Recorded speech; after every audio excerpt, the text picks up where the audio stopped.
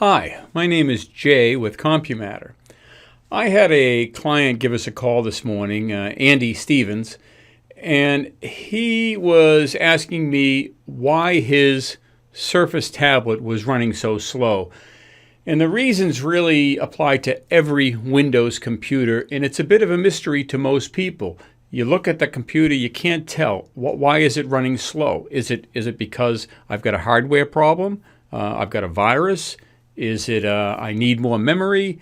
There's a lot of different variations and possibilities, and we've got some tools here at CompuMatter that we employ whenever we're trying to figure that out. And so I thought I'd offer one of those up to you. It's a free program. And in fact, there's a couple of free programs that are really not hard to put in place and give you some real insights into what's happening in your machine.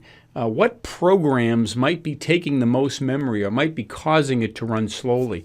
Or is the hard drive reading and writing too much and excessively and causing the problem? It really lets you zero in with a magnifying glass at what's happening under the hood. So let's take some of the mystery out of that for you right now. If you've got a Windows computer, this doesn't apply to Apple. That's a whole different set of tools, or Linux, same thing. If you've got a Windows computer, you're going to benefit from this video. So without any more from me, let's let the video do the rest of the talking. Bye-bye. Okay, so you have a Windows computer and it's running slowly. And you can't figure out, is the problem coming from a software process, some program that you're running, something in the background that you can't see? Or is it possible you don't have enough memory, or maybe your hard drive has got some problems, or maybe your graphics card, if you're using a gaming system, is running out of resources and you can't see it. So all of these things are a mystery. You can't reveal that just by looking at your computer. There's a piece of software for Windows users that really helps you uncover all of that, all within one program. And the name of the program is Process Explorer. I've used it for years. You can see an example of it on this screen behind me. Let's go ahead and download that. It's a free program. Okay, I've created a shortcut. If you just type in tinyurl.com/cmsysstats, CM standing for CompuMatter. Hit enter. It'll take you here. Choose Download Process Explorer. That'll create a zip file. Once that's downloaded, you can open it up. It'll look like something like this. You can then drag. So you're going to choose the second one and double click on it. There we go. All right, so then this appears in front of you, and you've got right here at the top, you see CPU. If I click on that, we scroll back to the top. This shows what processes are using the CPU based on the percentage of CPU usage, and you can see it's changing a little bit. Okay, let's talk about private. We're gonna ignore private bytes for a minute because it's going to confuse the issue. Working set, on the other hand, tells us how much memory this program is actually using. So if I click on working set, that's going to reorder things so I can very quickly see what program is taking the most memory on my computer.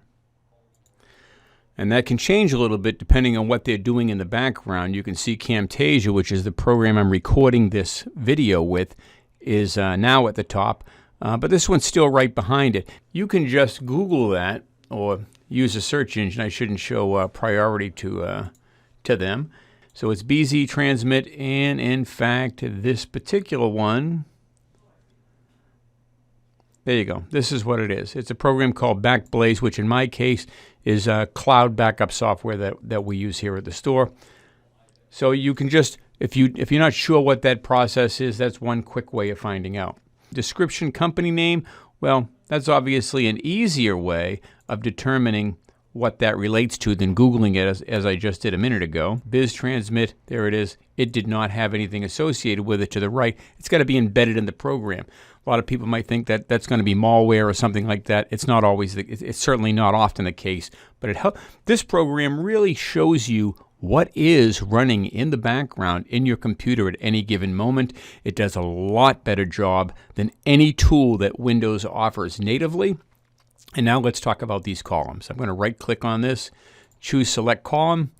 We're going to, on the memory tab, process memory here, you remember the private bytes and the working set. Since the working set is the one that really tells us what memory is being used at the moment, that's the only one I really want to see. What's taking memory? So I'm going to get rid of private bytes, and if I hit OK, you see that column disappears. I'm going to right click again, select columns, and I'm going to add my graphics card into this. I want to see GPU usage. And we right click and we can see none of these programs are using the GPU right now, so nothing shows up. And you can modify those columns any way you want to. Now, another way that you can take a deeper graphical look at things are these 4 areas at the top here. These are the most commonly utilized areas. You've got memory, you have I/O, which is going to be your hard drive access. So GPU is your graphics card, and that's a big one. You want to be able to see in real time how much of your graphics card is, how much is dedicated memory, in this case, does my graphics card have, and then what percentage of that is being used at this particular moment. That gives you some a look inside of that. CPU, I'm using next to none of that right now. And okay, on the memory, we're really just going to pay attention to this physical memory area, and you see it shows 30, in my case, 37 gigabytes of the memory are being used, and this entire area in here or here represents how much memory I actually have available, which I know in my system that's somewhere around 90 gigabytes. So I'm not anywhere near running out of memory here, and that's what this shows me. But there are other programs that actually do a kind of a better job at looking at the large number, but I don't know really of a better program for looking at what program is using the higher percentage of memory. So we know based on that graph where I'm using 32, 35 gigabytes, but if I click on this working set tab, I can quickly see what program is using most of that. And not surprisingly, Camtasia Studio, the video program that I'm creating this with, is number 1 on that list. Another program which you can get to by doing Control-Alt-Delete, and then choose Task Manager in Windows. Windows 7 looks very much the same. This is Windows 10, which of course everybody's using today anyway, so we'll just concentrate on that. Click on the Performance tab, and again you see memory. You can click on memory here. It shows you, in this case now it shows Camtasia as number 2, so Chrome slipped into the number 1 spot there. That's interesting because I wouldn't think that's the case. So let me, maybe there's a refresh button here. I wouldn't think. Refresh now. Yeah, so they don't really agree with each other. This one shows Chrome as number 2. This one shows Chrome as number 1. So who knows which one's going to be the real one there. But either way, they are number 1 and 2. And we're going to click on the Performance tab of Task Manager. This is a normal thing that comes with Windows. And we can see the number is the same number as we saw in the other program, 30. This one shows 95 gigabytes available memory, 37 gigabytes being used.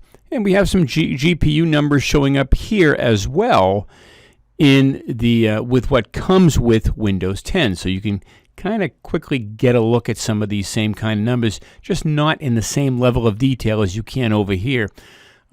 Windows 10 also comes with this resource monitor opened up on a different screen. Here, let me slide that over. So this actually comes with Windows 10, and this shows a lot of the same kind of stuff. We see the different programs. We can order them based on, and you see the same title, working set, how much memory is being used. And this doesn't look like it shows GPU at the top as a tab the way the other one does. There's nothing there, no ability to add GPU to this, but it does give you a lot of good information in this resource monitor. It gives you some GPU information in the standard Task Manager. You can even see how much bandwidth activity you have going through Ethernet. each individual drive, how much activity is going on there in memory. So it really gives you a good look at things. That comes with Windows 10. And again, we fall back to the Process Explorer, which gives you incredibly fine detail of each one of these programs running on your computer. And by the way, you can right-click and kill a process right away to see if that changes how your computer's behaving. If all of a sudden it's going slow, you right-click, you kill a behavior, and it speeds right up, well, now you know where your program came from. So between all of these different tools, this is going to allow the average Windows user the advantage of seeing what's going on in their computer at any given moment. I want to talk a little bit about this I/O. This is hard drive activity. Now, if I were running some kind of a backup software, it would be showing you, this number would be spiked as we were writing data to the drive.